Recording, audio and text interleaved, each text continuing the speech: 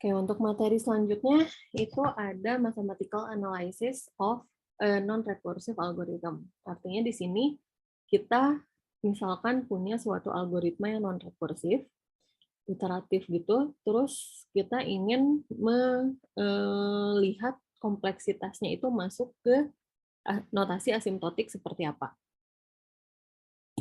Nah, terkadang seringnya itu kita punya dari algoritma misalnya, seringnya itu kita dapatnya dalam bentuk penjumlahan. Misalnya, kita tahu kalau suatu operasi dasar itu akan berjalan sebanyak satu kali dalam I yang terus berubah mulai dari 1 sampai N misalnya. Atau bisa aja nilai banyaknya operasi dasar itu bergantung sama nilai I, mulai dari I1 sampai N, dan seterusnya. Nah, gimana kita bisa menganalisis algoritma tersebut sedemikian sehingga kita bisa tahu notasi asimptotik dari suatu algoritma. Nah, nanti untuk perhitungannya itu kita akan bahas rancangan umumnya dan akan bahas beberapa aturan penjumlahan yang akan dipakai untuk mempermudah kita tahu dia masuk ke asimptotik mana. Dan ada beberapa contohnya juga. Oke, ini review lagi dikit sebenarnya tadi dengan membahas tugas juga kita udah review sebenarnya. Kalau misalkan saya punya 5N, misalkan suatu algoritma yang kooperasi dasarnya itu perbandingan, dan ternyata satu algoritma itu menjalankan 5 kali N perbandingan dengan input size-nya N.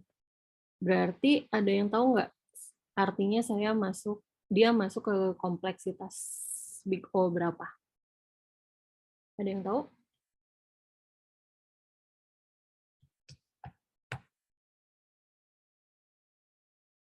Sambil dilihat, saya izin ambil minum dulu ya sebentar.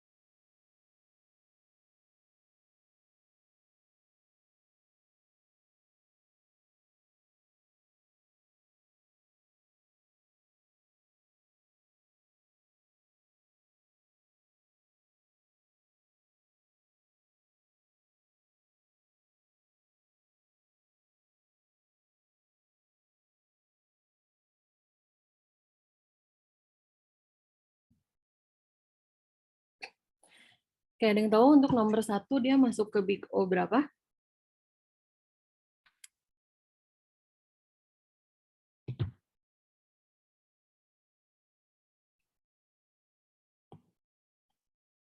Kalau kita lihat di sini yang yang di sini yang paling kecilnya itu pangkat. Ini kan cuma ada satu, nggak ada penjumlahan atau perkalian dalam situ ya. Paling kita punyanya 5N. Berarti di sini pangkat tertingginya itu adalah 1, yaitu punyanya si N, ya kan? Berarti saya bisa bilang dia itu ada di elemen big O N. Sesederhana itu sebenarnya. Di sini juga saya punya N pangkat 1. Di sini kan secara, apa ya, implisit, saya juga punya perkalian N pangkat 0. Berarti yang paling, besar pangkatnya antara N pangkat 1 dan N pangkat 0 jelas N yang nilainya lebih besar. Berarti saya bisa bilang dia ada di big O N juga. Selanjutnya juga sama, di sini ada N pangkat 1, di sini ada N pangkat 0. Berarti saya bisa punya dia di big O N. Kemudian di sini dia secara implisit ada perkalian dengan N pangkat 0. Berarti saya bisa bilang dia ada di big O N pangkat 0. Atau sebenarnya bisa ditulis juga sebagai big O 1. Di sini saya punya N pangkat 0 di sini, dan juga di sini saya punya log 2. Ini kan tapi yang saya punya di sini itu statis ya, dia nggak akan naik terus. Sedangkan yang ada di sini, dia akan naik tergantung nilai N-nya. Berarti yang berkembang itu akan ada di bagian sini, yang bernilai log 2N. Berarti saya bisa bilang dia ada di big O log 2N. Ini juga sama, saya punya 2N pangkat 3, saya punya N, dan juga 5. Yang berkembang lebih pesat, seiring berjalannya, seiring bertambahnya N, itu adalah 2N pangkat 3. Makanya saya bisa bilang dia ada di big O N pangkat 3. Yang terakhir, di sini saya punya log 2N, saya punya N, dan juga konstan. Yang akan berkembang lebih pesat itu pasti yang ada di sini. Karena kalau ini kan lognya, log 2 baru nilainya 1. Log 2 dari 4 baru nilainya 2. Sedangkan dia sudah nilainya 4 kalau N-nya 4. Berarti yang lebih besar perkembangannya itu yang ada di sini, sehingga saya bisa bilang dia ada di big O N. Oke. Cukup jelas di sini.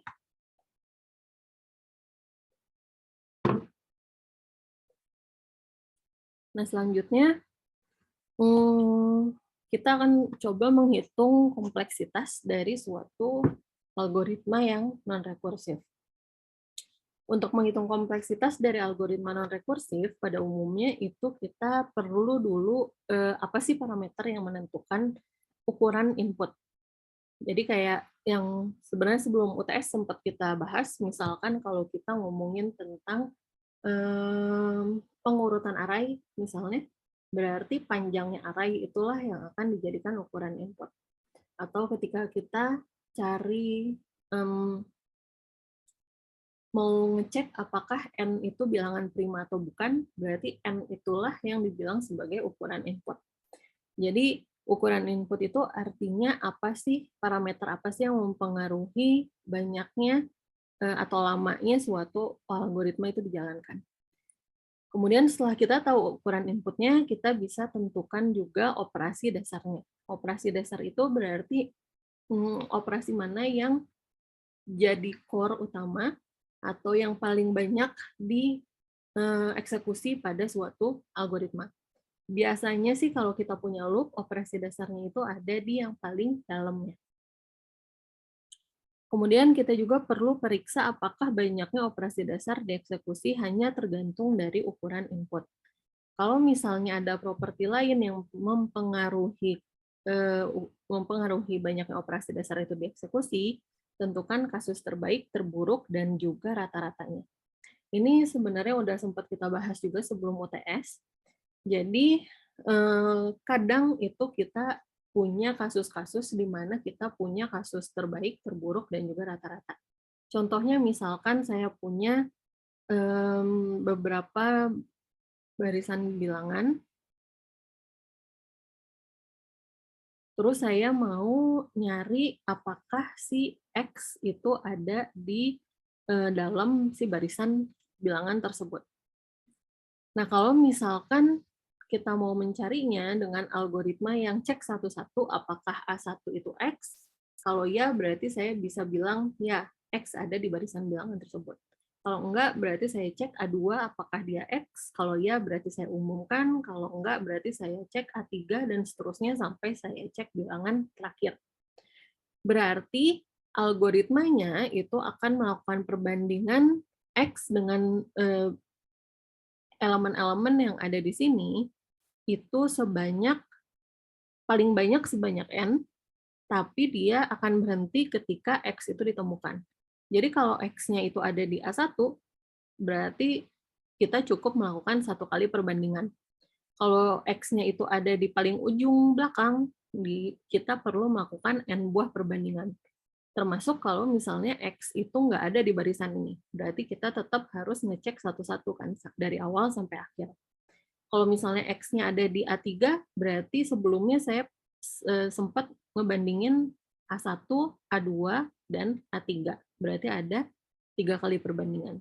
Artinya, kalau kasus pencarian bilangan seperti ini, urutan yang ada di dalam barisan itu berpengaruh ke dalam pencarian. Berarti bukan cuman N aja yang mempengaruhi, bukan cuman input size-nya aja yang mempengaruhi, tapi ada elemen lain atau parameter lain yang mempengaruhi banyaknya operasi dasar dieksekusi pada algoritma tersebut. Nah, pada kasus seperti ini, kita perlu cari kasus terbaik, terburuk, dan rata-ratanya. Review lagi, kalau di kasus ini berarti kasus terbaiknya itu kalau X-nya sama dengan A1. Kita cukup melakukan satu perbandingan langsung keluar dari algoritma. Worst case-nya, kasus terburuknya kita melakukan N buah perbandingan karena kita baru sampai ke AN, baru bisa simpulkan X itu sama dengan AN kalau misalnya X-nya ada di ujung, atau X tidak ada di barisan kalau semuanya itu nggak ada nilai X di sana.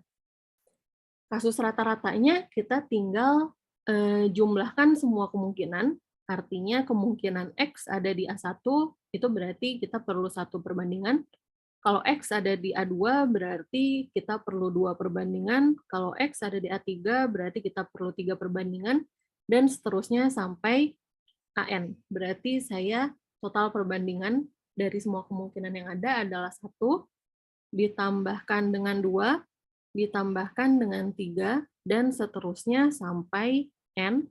Terus nanti saya bagi sama N buah kemungkinan, yaitu ketika dia ada di A1, A2, A3, dan seterusnya sampai AN.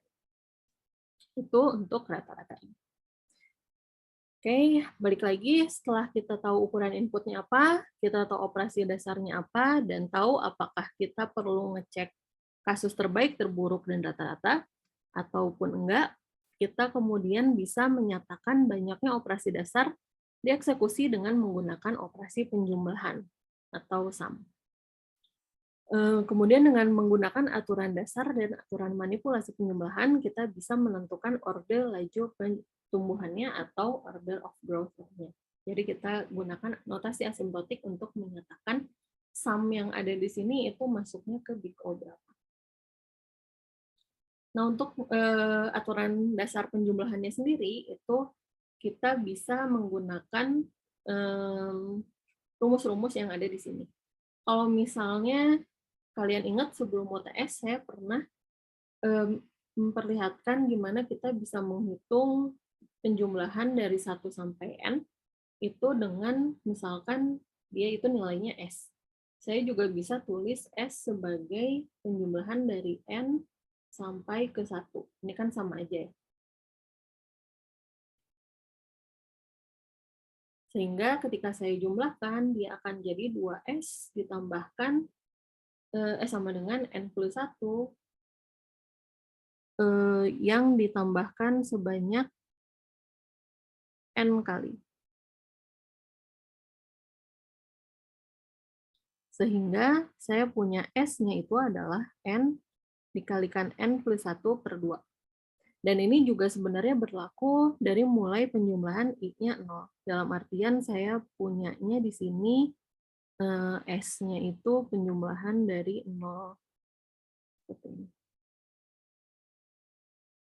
Kalau kayak gini berarti saya punyanya di sini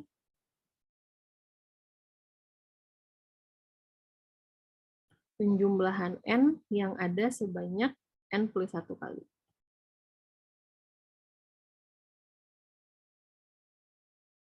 Tapi tetap dia akan ada N plus 1 banyaknya N. Karena mulai dari 0 sampai N itu kan berarti ada N plus 1 penjumlahannya. Nah, jadi di sini kalian bisa juga langsung pakai rumus yang ada di sini. Artinya kalau saya menjumlahkan I mulai dari I bernilai 0 sampai ke N, artinya itu 1 tambah 2 dan 0 tambah 1 tambah 2 dan seterusnya sampai N, itu bisa saya tulis juga sebagai N dikalikan N plus 1 per 2.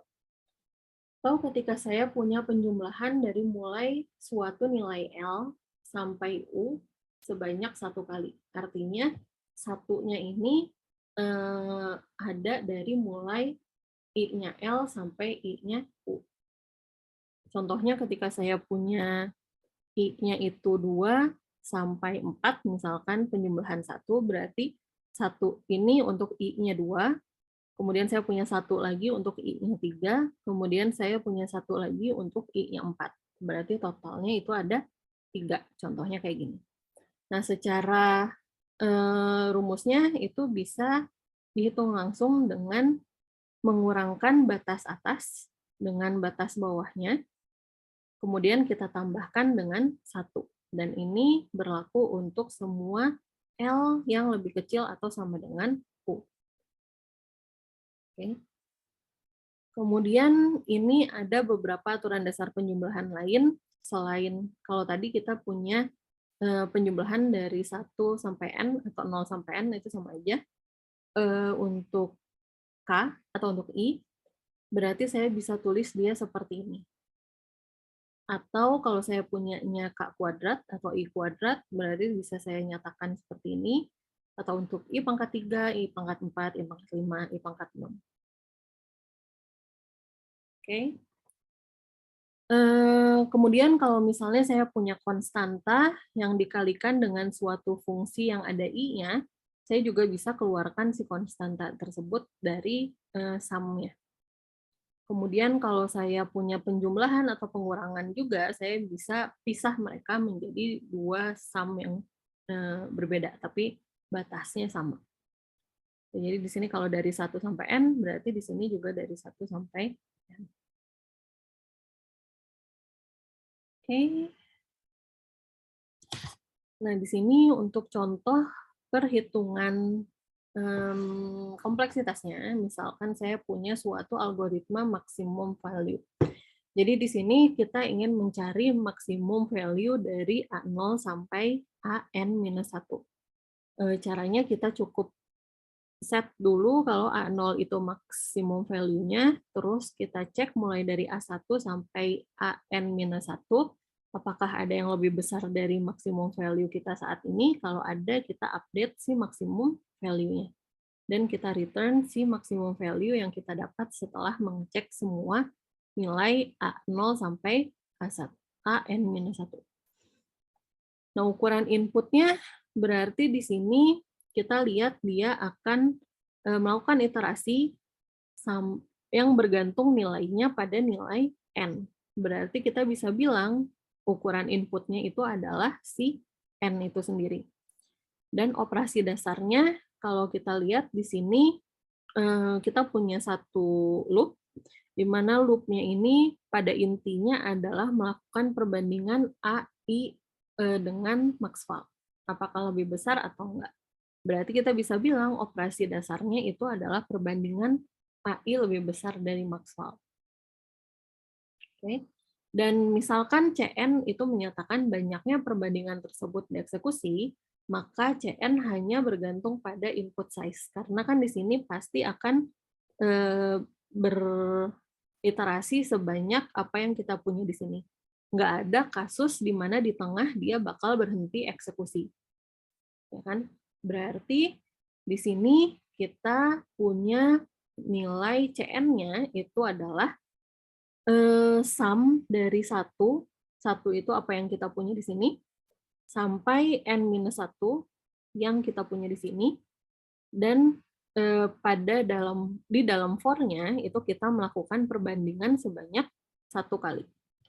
Oke, jadi ini pada intinya itu adalah ngasih tahu kita melakukan perbandingan 1 kali untuk setiap I yang berjalan dari mulai 1 ke N-1. Perbandingannya 1 kali untuk I yang berjalan dari 1 sampai N-1. Oke, nah ini kemudian dengan menggunakan rumus yang ada tadi, bentar. Nah, yang ini yang ada di slide sebelumnya, kita bisa pakai rumus yang ada di sini.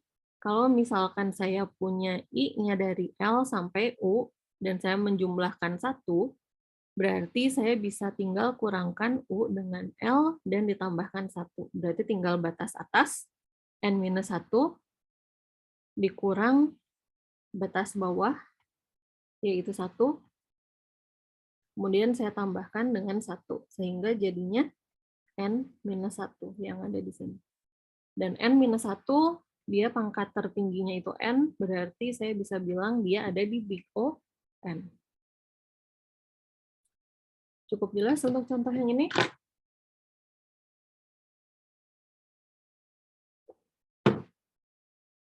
Jelas ya? Nah, di sini ada, sebelum masuk ke contoh algoritmanya lagi, kalian lebih bagus itu biar familiar dulu sama penjumlahan atau manipulasi penjumlahan yang mungkin ada di suatu algoritma. Oke, jadi kita latihan dulu nanti cara menghitung penjumlahan dan juga termasuk cara mengklasifikasi suatu CN yang ditulis dengan sum itu ke suatu big O tertentu. Oke, di sini kalian bisa lihat di LMS itu udah ada latihannya kalau nggak salah 6 soal. Soalnya mirip sama yang ada di sini, bahkan seingat saya ada yang sama, tapi saya lupa yang mana yang sama. Dan juga yang ada di sini. Oke, contohnya saya kasih lihat untuk nomor 1, misalkan itu ada penjumlahan dari 1, 3, 5, 7, dan seterusnya sampai 999. Cara pengerjaannya ada macam-macam. Kalian bisa pakai rumus tadi yang ada di sini ya. Kalian bisa menyatakan dia menjadi sum seperti yang ada di sini, terus nanti kalian pakai rumus yang ada di sini, atau bisa juga pakai cara yang pernah saya kasih tahu. Jadi kalau misalkan saya misalkan S-nya itu penjumlahan 1, 3, 5, dan seterusnya sampai 999, berarti saya bisa tulis dia juga kebalik.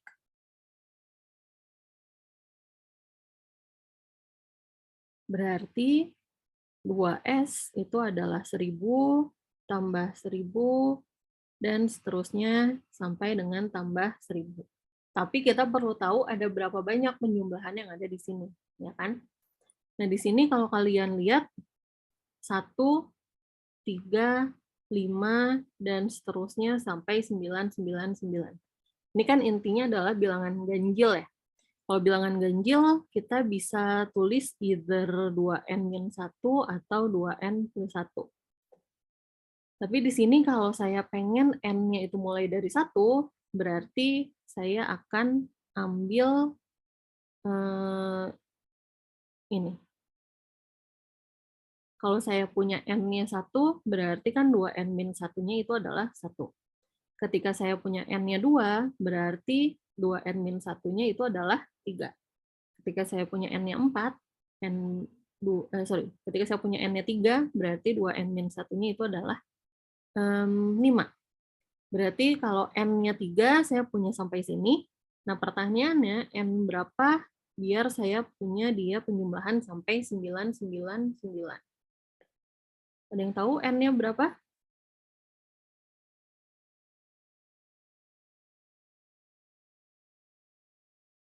2 dikalikan N minus 1 itu sama dengan 999. Berarti saya bisa bilang kalau 2N-nya itu adalah 1000. Berarti 2N itu adalah 1000. Berarti N-nya itu adalah 500. Artinya, saya punya 500 penjumlahan yang ada di sini. Berarti 2S itu adalah 500 dikalikan 1000. Yang artinya dia jadi 500.000. Artinya S itu adalah 250.000. Bisa mengerjakan seperti ini contohnya.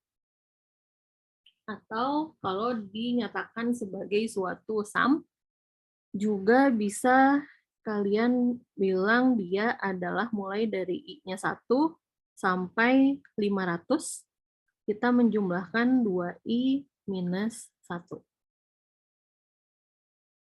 Kan di sini saya punya ketika I-nya 1 itu jadi 1. Kemudian ketika I-nya 2 berarti saya punya nilai 3. Ketika I-nya 3 saya punya nilai 6 dan seterusnya sampai I-nya 500 saya punya nilai 999. Nah, berarti di sini pakai manipulasi penjumlahan.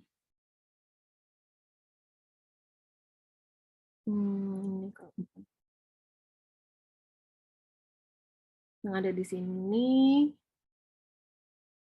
kalau saya punya C dikalikan suatu fungsi yang ada I-nya, C-nya itu bisa dikeluarkan. Artinya kalau ada perkalian, perkaliannya itu kalau misalkan dia nggak mengandung I sama sekali, kita bisa keluarkan dari si sum-nya. Nah, di sini kita punya 2.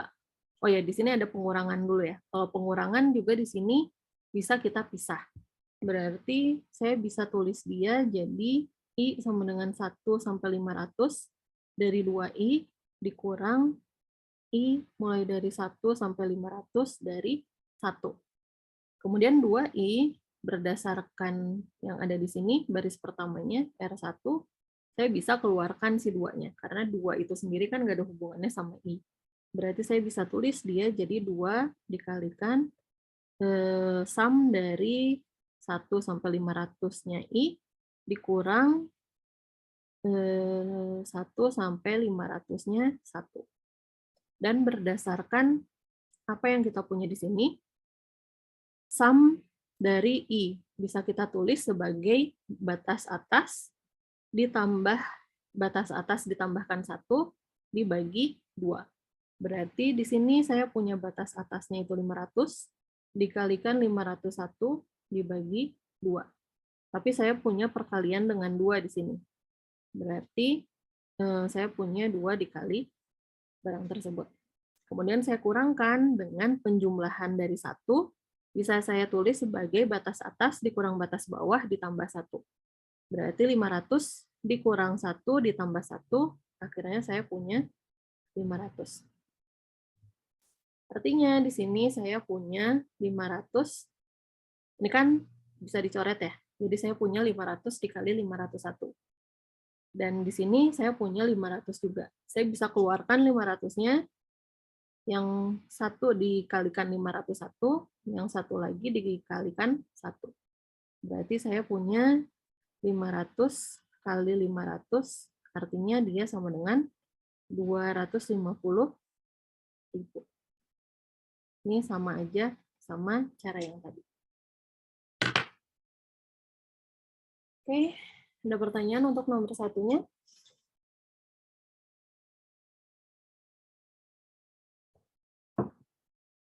Ada ya?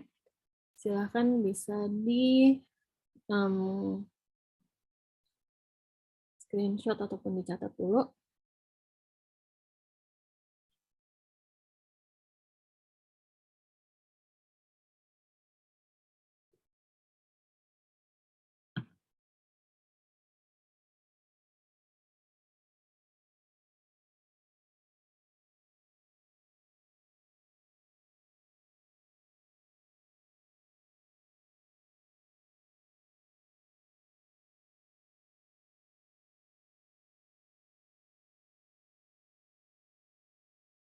Oke, saya hapus ya.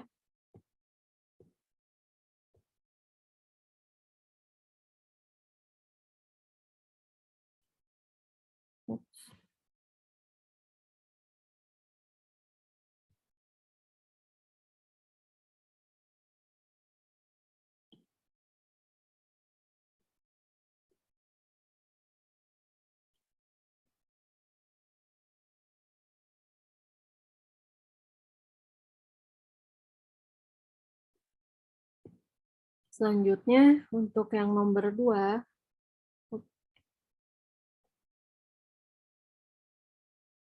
yang nomor 2-nya di sini bisa juga dinyatakan sebenarnya sebagai 2 pangkat 1 ditambah 2 pangkat 2 ditambah 2 pangkat 3 dan seterusnya sampai 2 pangkat 10. Kayak gini kan ya? Berarti bisa saya nyatakan sebagai I sama dengan 1 sampai 10 dari 2 pangkat I. Tapi sayangnya dari rumus yang udah saya bahas tadi di awal, kita belum punya bentuk kayak gini. Kalau kalian udah punya bentuk kayak gini, kalian bisa langsung pakai rumusnya. Gampang, tinggal ganti N-nya jadi 10. Kalau nggak tahu, kita bisa pakai trik yang mirip sama penjumlahan tadi. Jadi saya tulis lagi 2, misalkan S itu adalah 2 ditambahkan 4, ditambahkan 8, ditambah 16, dan seterusnya sampai 1024. Oke, freeze lagi. Bentar.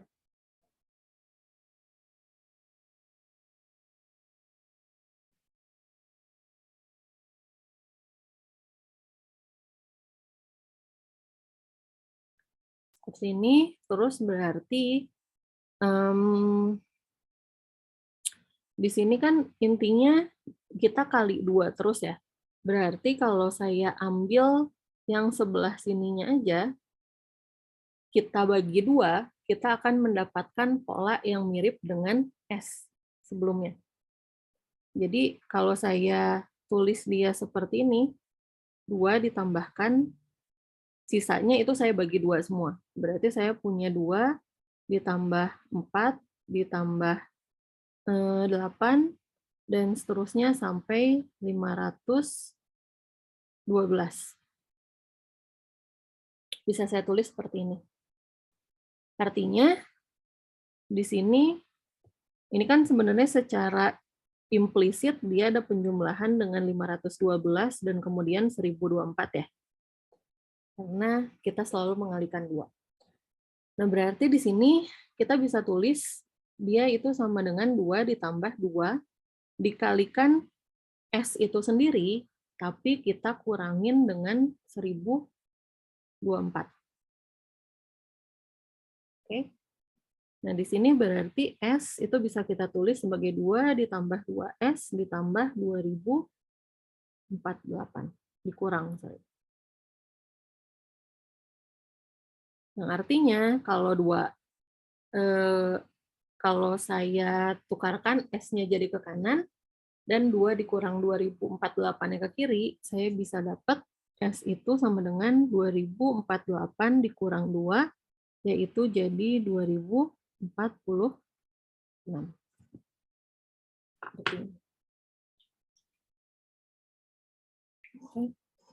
Atau secara umum sebenarnya kalau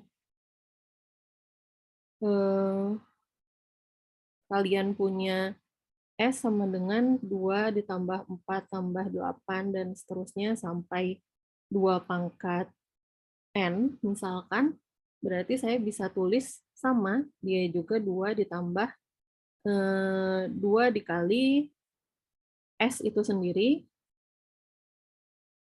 tapi saya kurangin sama 2 pangkat N yang ada di paling ujungnya tadi.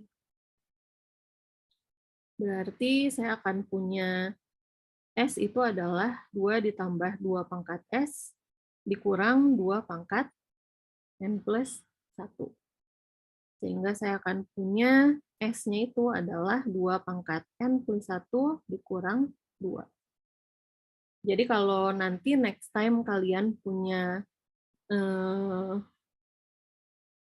penjumlahan I sama dengan 1 sampai N dari 2 pangkat I, kalian bisa langsung pakai 2 pangkat N plus 1 dikurang 2. Bisa kalian langsung pakai rumus yang ada di sini. Oke. Kalau ada pertanyaan langsung aja ya.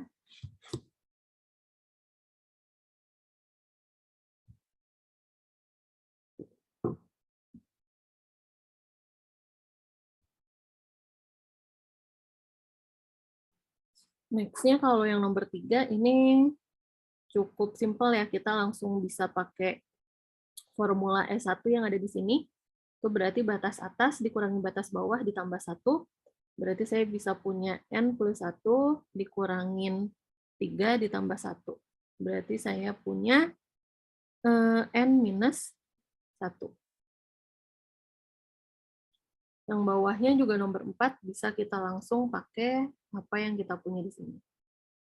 Nah, tapi perlu diperhatikan untuk nomor 4, di sini kita mulai dari 3. Sedangkan yang di atas ini mulainya dari 0 atau dari 1, sebenarnya sama aja. Ini juga akan sama dengan penjumlahan dari I sama dengan 1 sampai N dari I. Sama aja ya. Nah, berarti kalau di persamaan yang kita punya, formula S2 ini yang kita punya, dia mulainya dari 1. Sedangkan yang di nomor 4, dia mulainya dari 3. Nah, kita bisa tulis, saya hapus dulu yang nomor 2 ya.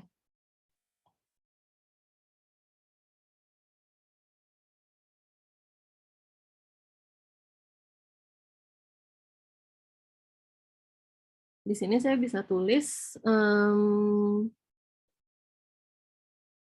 I sama dengan 3, N minus 1I, itu kan berarti 3 ditambah 4 tambah 5 dan seterusnya sampai N minus 1. Nah, berarti saya bisa tulis dia sebagai penjumlahan dari 1 sampai N minus 1 dari I tadi, tapi pastinya kita harus ngurangin penjumlahan I, di mana I-nya itu adalah 1 dan 2. Dikurangin I-nya mulai dari 1 ke 2 dari I. Oke, jadi kita akan mulai otomatis dari 3. Nah, untuk yang kiri, kita bisa pakai formula S2 yang ada di sini. Berarti kita punya N minus 1 dikalikan batas atas ditambah 1, berarti saya punya N, dibagi 2. Kemudian saya kurang dengan 2 batas atas dikalikan batas atas ditambah 1 dibagi 2. Yang artinya di sini saya punya setengah N minus 1 kalikan N dikurang 3. Atau bisa juga ditulis sebagai setengah N kuadrat dikurang setengah N dikurang 3. Sama aja.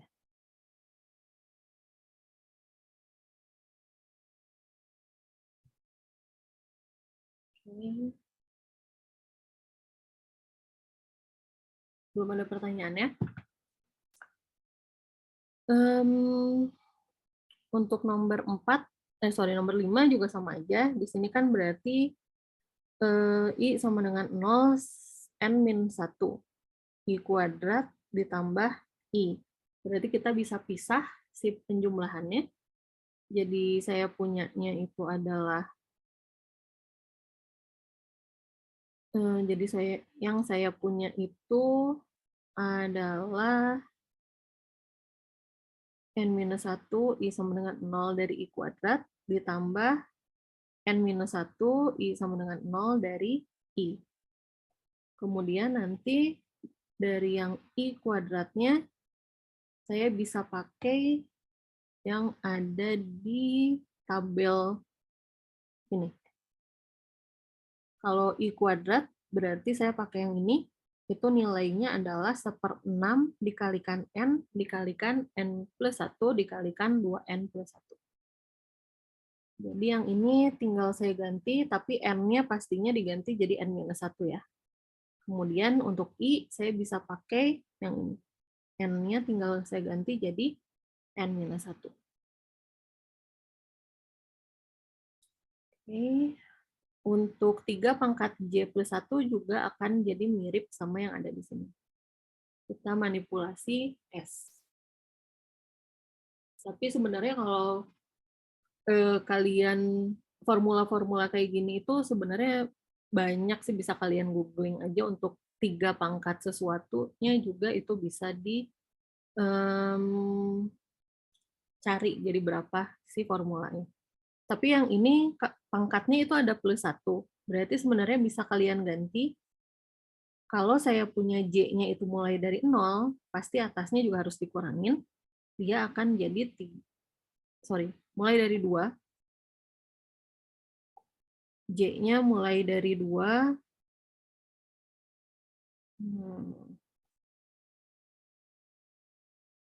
J-nya mulai dari 2 sampai N plus 1 untuk 3 pangkat J. Ini sama aja, karena kalau yang tadi di sini kita mulainya dari J-nya 1, tapi kita tambahkan 1, berarti dia mulai dari 3 pangkat 2, ditambahkan 3 pangkat 3, dan seterusnya sampai 3 pangkat N plus 1.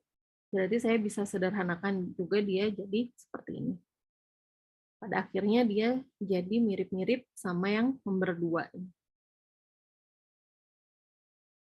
Oke, kemudian untuk nomor 7 juga sebenarnya sama aja, tapi kalau yang ada 2 sumnya seperti ini, berarti yang kita kerjakan duluan itu yang ada di dalamnya. Oke, kita coba.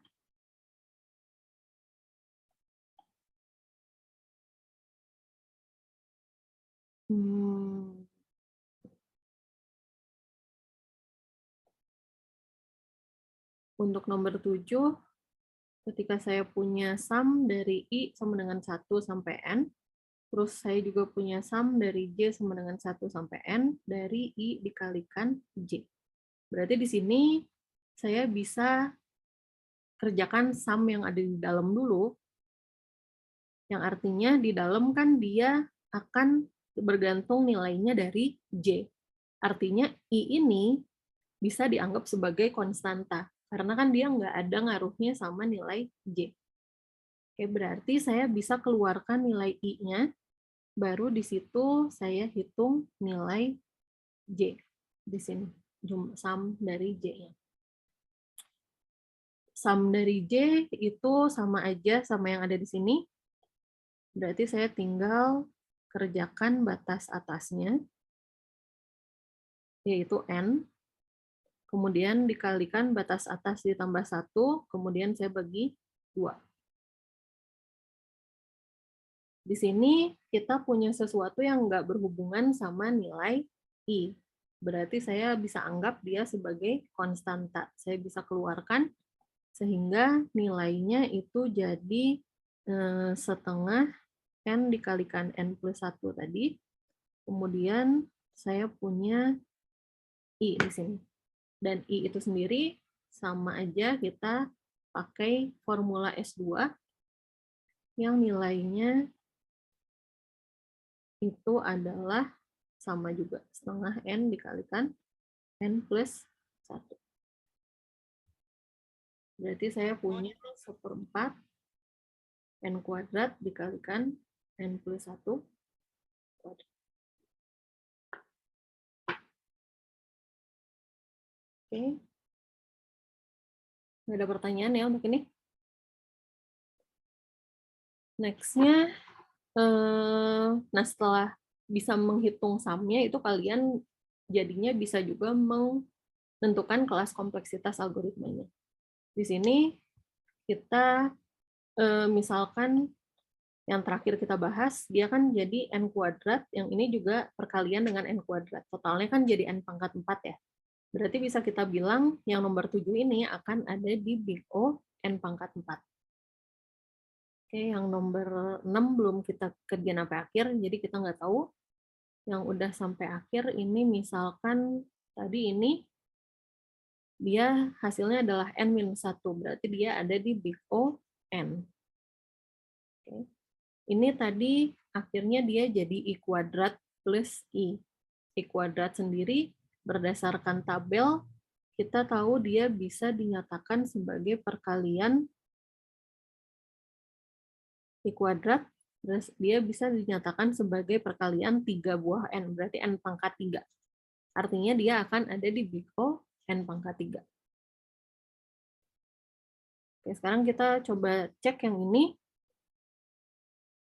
Yang ini kan sebenarnya jadi sum dari 0 sampai N minus 1 dari I pangkat 4 ditambah dengan 2 I kuadrat ditambah dengan I ditambah dengan 1.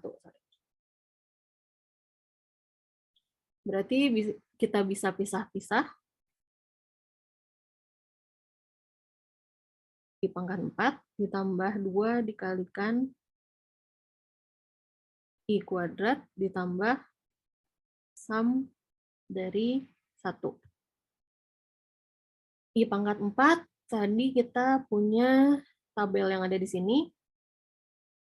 I pangkat 4 itu bisa dinyatakan sebagai perkalian dari yang paling besar pangkatnya itu N pangkat 5. Sedangkan ini I kuadrat paling besar pangkatnya itu adalah N pangkat 3.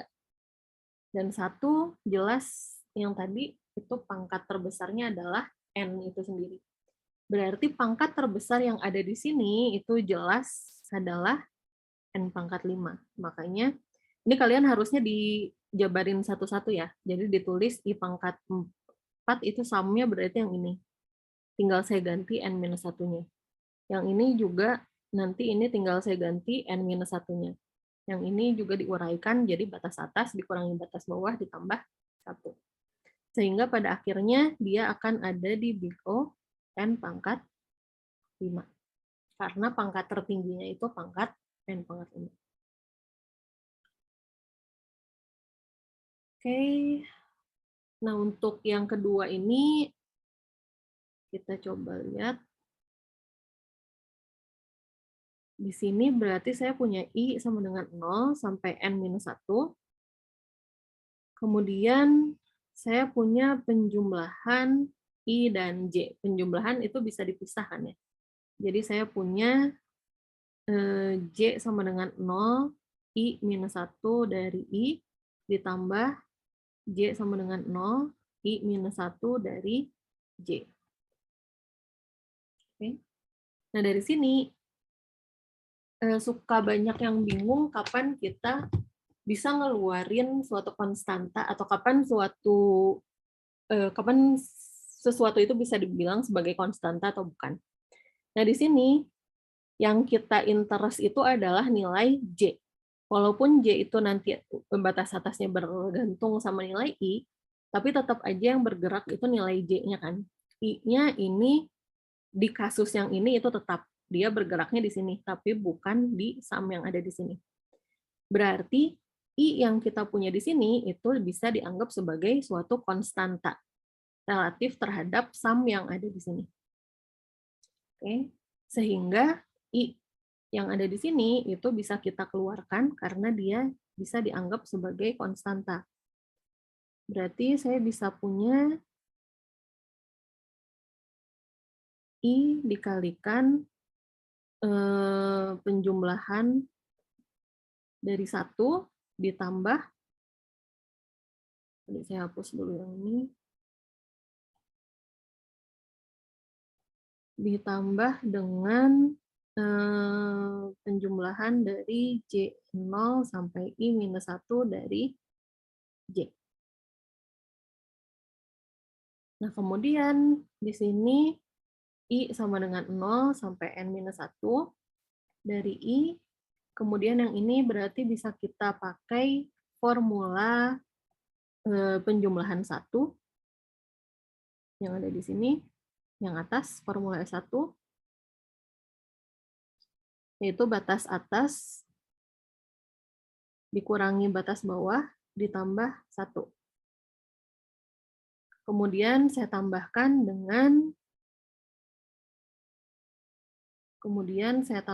dengan sum dari J. Berarti saya bisa pakai yang ada di bawah sini, batas atas, yaitu I-1, dikalikan batas atas ditambah 1, berarti I, saya bagi kemudian dengan 2. Oke, berarti saya punya sum dari I, kemudian yang kirinya itu jadi I, ditambah setengah I kuadrat dikurang setengah I. Makanya saya jadi punya sum dari I pangkat 2 ditambah setengah I pangkat 3 dikurang setengah I kuadrat. Ini bisa saya tulis jadi setengah I kuadrat aja ya.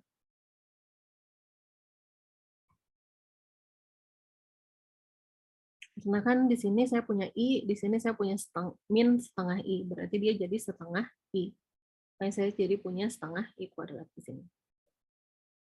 Nah, kalau saya cek I kuadrat ini nantinya bisa saya ganti jadi yang ada di sini. Paling besarnya itu adalah N pangkat 4. I kuadrat ya. I kuadrat paling besarnya itu adalah N pangkat 3. Sedangkan untuk I pangkat 3 itu bisa saya ganti jadi ini. Paling besarnya itu adalah N pangkat 4. Makanya totalnya yang paling besar itu nanti akan ada di big O N pangkat 4. Tapi kalau tugas ataupun kuis ataupun ujian, kalian tetap harus menjabarkan sesuai sama yang ada di sini.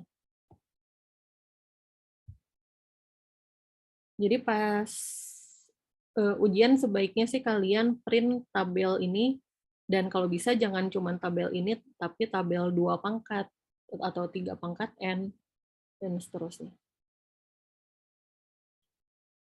Oke, ada pertanyaan? Kalau nggak ada, kalian bisa lanjut ke latihan yang ada di LMS. Ini ada beberapa contoh, akan kita bahas di minggu depan aja. Oke, kalau nggak ada pertanyaan, kita ketemu lagi minggu depan. Terima kasih semuanya, maaf tadi telat. Assalamualaikum, selamat sore. Waalaikumsalam.